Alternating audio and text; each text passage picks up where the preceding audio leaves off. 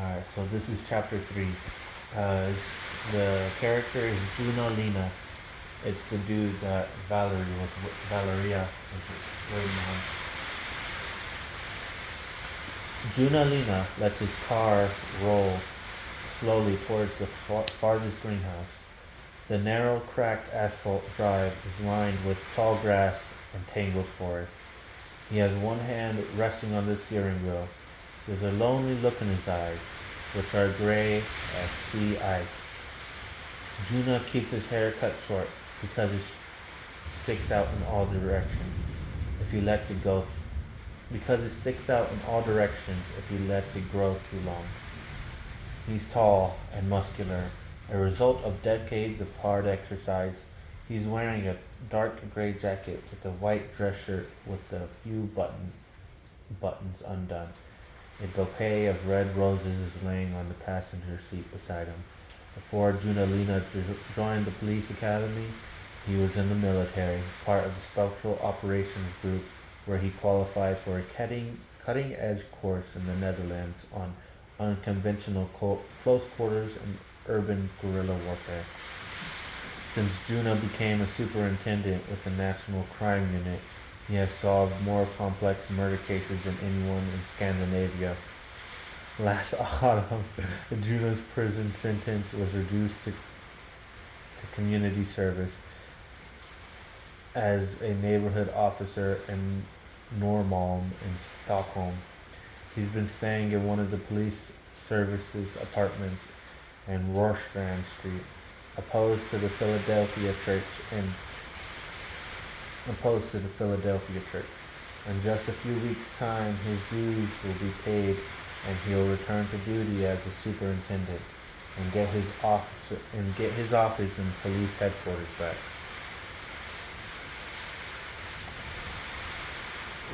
Juna gets out and stands in the cool air. Lights are the lights are on Valeria's little house, and the front door is wide open. The light from the kitchen window is spreading out through the bare branches of the weeping birch across the frost-covered grass. He hears a snapping sound from the forest and turns around. A weak light is moving along the trees. Leaves rustle as footsteps approach. Excuse me. Juna carefully unfastens his holster with one hand. Flashlight in one hand. He steps aside when he sees Valeria emerging from the forest with a flashlight in her hand. She's wearing a red bathrobe and Wellington boots. Her cheeks are pale and her hair is wet. "What are you doing in the forest?" he asks. He looks at him oddly, as if her thoughts were a long way away. "I was just checking in the greenhouse," she says. "In your bathrobe? You're early," she points out. "I know it's very rude. I tried to drive slower," he says, fetching a bunch of roses. She thanks him, looks at him with her big brown eyes, and then invites him up into the house. The kitchen smells like cumin and bay. Juno starts to say something about how hungry he is, then changes his mind and explains that he knows he's early and isn't in any rush to eat. "I'll be ready in a half hour," she smiles. "Perfect." Valeria puts the flowers down on the table and goes over to the stove. She lifts the lid of the pan and stirs it. Then she puts her reading glasses on and checks the cookbook before adding chopped parsley and cilantro from the cutting board. "You're staying the night, aren't you?" she asks. "If that's okay." "I mean, so you can have some wine," she explains with a blush. "I guessed as much." You guessed as you guessed you guessed as much, she says. Oh man. Imitating his Finnish accent with a weary smile. I don't know how to do that. She takes two glasses from one of the top cupboards, opens a bottle of wine and pours it. "I made the bed in the spare room and and left a towel and a toothbrush." "Thanks." "Thanks," Juna says, taking the glass. They drink a silent toast, tasting the wine, and looks at each other. I didn't get to do this much in prison. He, I didn't get to do this much in prison, he says. Valeria puts the roses in a vase on the table, then turns serious. I'm going to, I'm going to say this straight out. She begins pulling at a belt of her old bathrobe. I'm sorry I reacted the way I did. You already apologized, Juno replies. I wanted to say it face to face. I behaved stupidly and immaturely when I found out that you were still a police officer. I know that you thought I lied, but it wasn't just that. She interrupts and blushes again. Everyone likes a police officer, don't they? Yes, she replies, trying not hard not to smile, that the tip of her chin wrinkles. She stirs the pot again, puts the lid back on, and lowers the heat slightly. Let me know if there's anything I can do. No, it's just I was planning on I was planning to do my hair and makeup before you came, so I'll just run up and do that now, she says. Okay.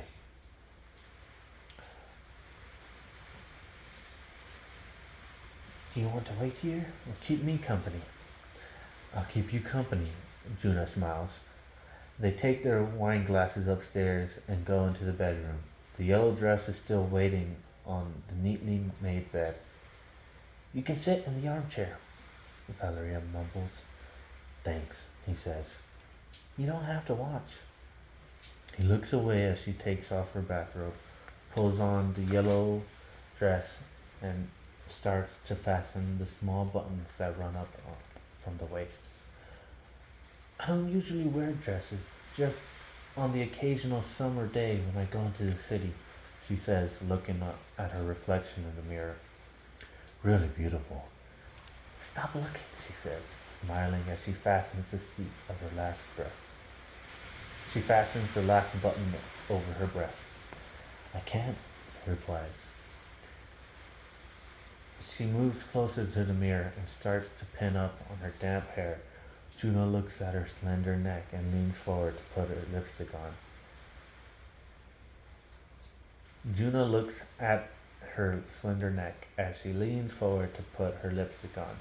She sits down on the bed and picks up one of her earrings from the bedside table, then stops and meets his gaze. I think my reaction was because of that time Morbius syndrome. I'm still ashamed of that, she says quietly. I don't even want to think about what you must have thought of me. That was one of my first operations with the rapid response unit, he replies, looking down at the floor. I was an addict, a junkie. People take different paths. That's just how it is, he replies, looking in her eyes. But it upset you, she says. I could tell. And I remember trying to counter my shame with a kind of hatred. You know, I could only ever picture you the way you were in high school. You never answered any of my letters. I did my military service after that and ended up abroad. And I ended up in a Heisenberg prison. Valeria. No, it was just so pointless. So fucking immature. I made every bad decision I possibly could. And then I came close to ruining things for us again.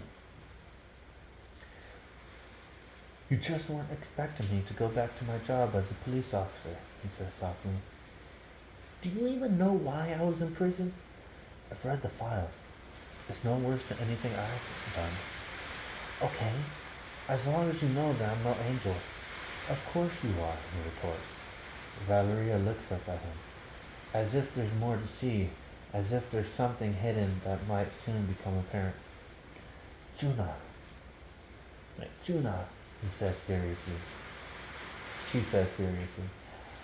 I know you're convinced that it's dangerous to spend time with you, that you expose the people you care about to danger. No, he whispered. You've been through something terrible things. You've been through some terrible things for a long time. It just doesn't always have to be that way. It's not written in the stars. End of chapter 3.